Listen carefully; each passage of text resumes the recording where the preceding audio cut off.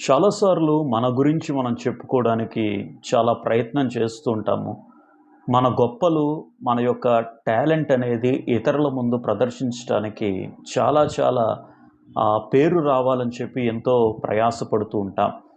అలానే ఆధ్యాత్మిక జీవితంలో కూడా ప్రార్థన అనేటువంటి అంశంలో కూడా మనము పబ్లిక్ ప్లేసెస్‌లోనికి వెళ్ళినప్పుడు ప్రార్థన సుదీర్ఘంగా చేయడము, లేనిపోని పదాలు ఉపయోగించటము, నేను చక్కని ప్రార్థనా పరుణ్ణి, చాలా చక్కని ప్రార్థనా పరురాలని అని చెప్పి నలుగురి ముందు పొగడబడాలి అనేటువంటి ఉద్దేశ్యంతో చాలామంది ప్రార్థన చేస్తూ ఉంటారు. సంఘాలలో, పబ్లిక్ ప్లేసెస్‌లో సుదీర్ఘమైనటువంటి ప్రార్థనలు చేసేటువంటి వ్యక్తులను మనము చూస్తూ ఉంటాం. అయితే ప్రభువారన్నారు, "మీరు ప్రార్థించునప్పుడు వేషధారుల వలె ఉండవద్దు.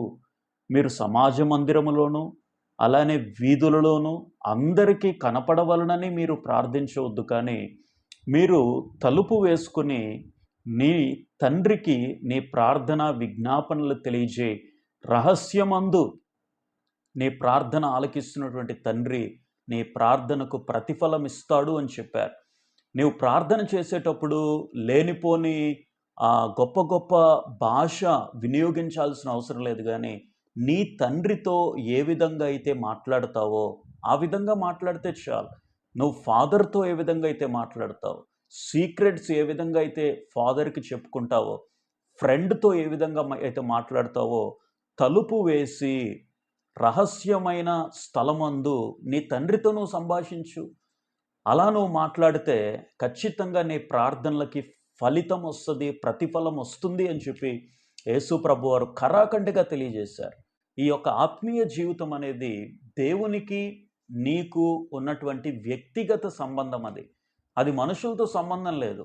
ఆత్మీయ జీవితం అనేది మనుషులతో సంబంధమైనది కానే కాదు. మనుషుల దగ్గర నీ యొక్క టాలెంట్‌ని నిరూపించుకోవాల్సిన అవసరం లేనే లేదు. ఒకవేళ నీకు దేవునికి మధ్యలో ఉన్నటువంటి కనెక్షన్ ద్వారా ఆధ్యాత్మికంగా అభివృద్ధిని సాధిస్తూ ఉంటే, మనుషులు నీ ఆత్మీయ జీవితాన్ని బట్టి బహుశా నిన్ను అభిమానిస్తారేమో, బహుశా నిన్ను ప్రేమిస్తారేమో, ఇతను ఆత్మీయుడండి, ఇతని దగ్గర నుంచి చాలా విషయాలు నేర్చుకోవాలి అని చెప్పి స్ఫూర్తి పొందుతారేమో, ప్రేరణ పొందుతారేమో, అంతవరకే తప్ప మన యొక్క ఆత్మీయ జీవితాన్ని నలుగురు ముందు చాటి చెప్పుకోవాల్సిన అవసరం లేదు గానీ, నీకు నీ దేవునికి ఉన్నటువంటి కనెక్షన్ చాలా పటిష్టంగా ఉందా? బలంగా ఉందా? లేదా? అని చెప్పి మనము ప్రతిరోజు కూడా ప్రయత్నం చేస్తూ ఉండాలి. ఈ విషయాలన్నీ కూడా గుర్తించాలని తెలియజేస్తున్నాం. Thank you.